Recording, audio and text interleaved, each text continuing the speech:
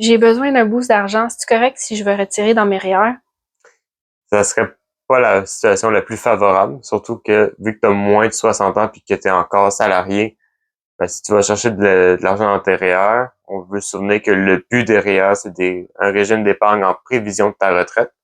Donc, si tu vas chercher de l'argent dans tes REER, ça va se rajouter à ton revenu dans ton année. Ça pourrait faire en sorte que tu vas payer plus d'impôts. Si on se souvient bien, tu mettais de l'argent dans tes REER pour descendre ton revenu en prévision des impôts que tu allais devoir faire. Mais si tu vas chercher de l'argent antérieur, tu vas rajouter à ton revenu, puis ça pourrait risquer de te faire sauter de palier d'imposition, puis de te payer plus d'impôts sur ta déclaration.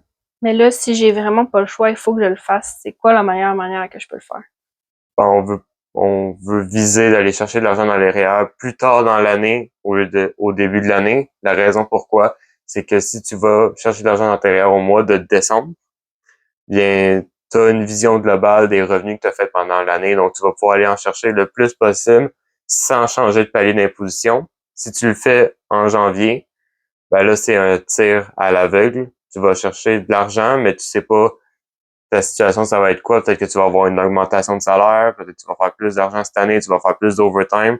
Là, on va monter ton revenu, puis là, tu pourrais buster le palier puis payer plus d'impôts que ce que tu vas aller chercher dans ton REER au bout du compte.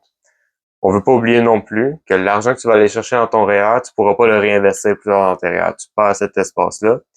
Puis même si la banque va t'enlever de l'impôt sur ton retrait de REER, c'est fort possible qu'ils t'en enlèveront pas assez puis que tu vas quand même devoir payer de l'impôt sur ton retrait de REER.